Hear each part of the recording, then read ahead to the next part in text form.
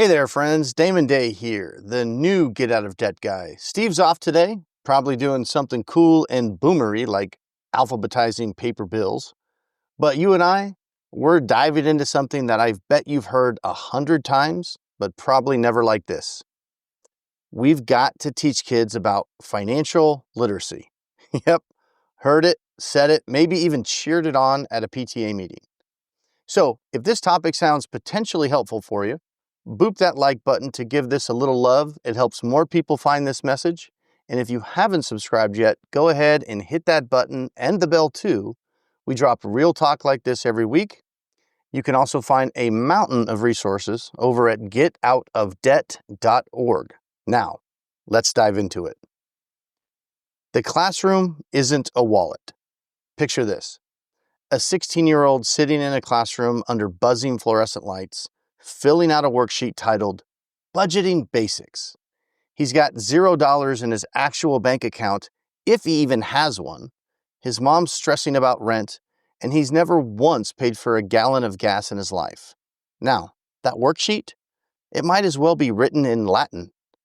We're teaching the test, but not the terrain, and that's the problem. Because basic financial literacy without real-world context is like giving the fire safety training without ever letting someone near a stove. The first time they get burned, it's not a lesson, it's a scar. Money isn't just math, it's emotion, identity, insecurity. It's watching your parents fight about it in the kitchen at night. It's deciding whether to buy lunch or save for prom. Let me tell you about Marcus, a 19-year-old who took the personal finance class, aced it, could explain an APR like he invented it. But when his mom got laid off and he started charging gas to get to school, he panicked.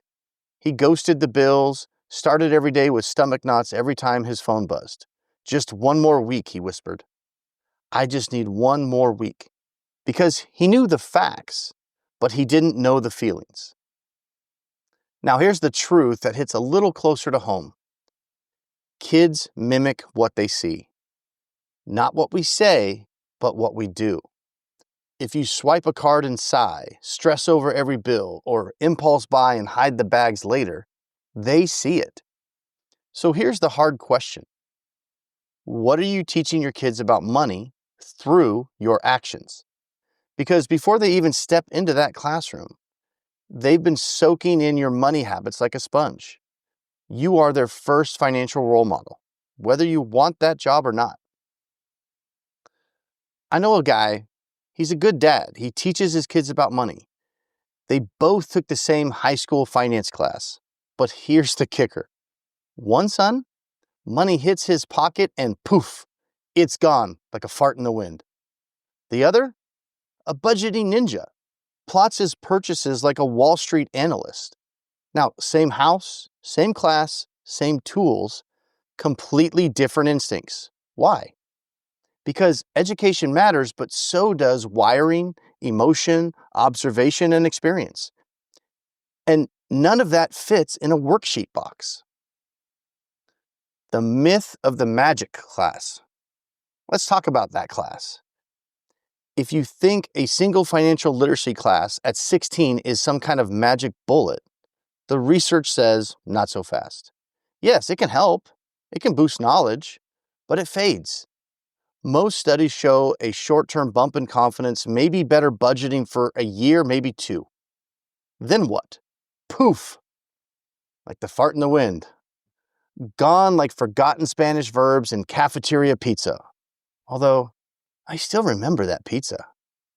Because if the lessons aren't tied to real choices, real consequences, and real growth, they just float away. The secret to making it stick. What does stick? Well, getting burned, paying a bill late, saving up for something big, and actually making it. That's when money goes from concept to conviction. That's why experience trumps theory every single time. Now, this is going to sound like nothing you've ever heard before, but hang with me. There's a strong case for giving your kid a credit card early. Oh my gosh. I know.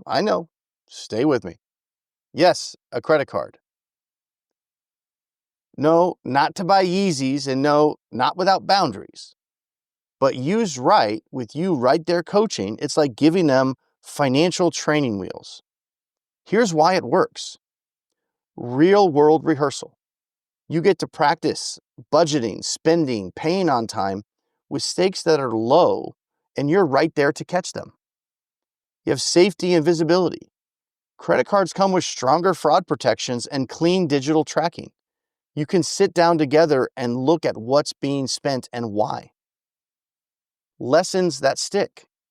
It's better to make a $20 mistake now with you nearby than a $2,000 mistake later when rent's due and the lights are about to be shut off.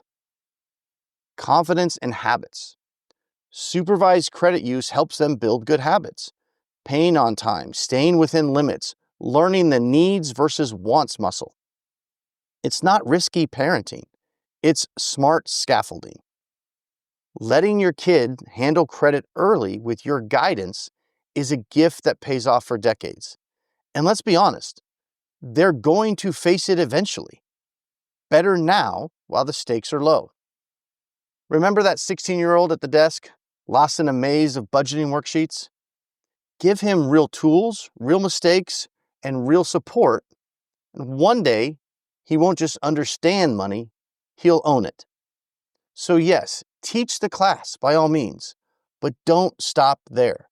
Keep the lessons coming, make them real, show them in your actions, and give them room to learn before it costs them everything. Now, if you've enjoyed this podcast today, it's free to subscribe. Hit the like button or tell someone about it. It'll help me and it'll help you too. I love win-win outcomes. And when you hit that like button, it tells the algorithm that this was worth listening to, and that helps more folks find their way here. Have something you'd like to talk about? Well, feel free to drop a comment below. And before you go, boop that like button, subscribe, and check out getoutofdebt.org for more free resources. Until next time, peace. Got a money question keeping you up at night? Well, don't just Google it. Get real answers from real people who actually know what they're talking about.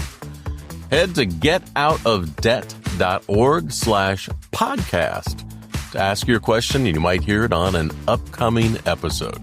But hey, if you'd rather keep it private, Damon Day has your back. Visit DAMONDAY.com because getting out of debt is easier with the right help.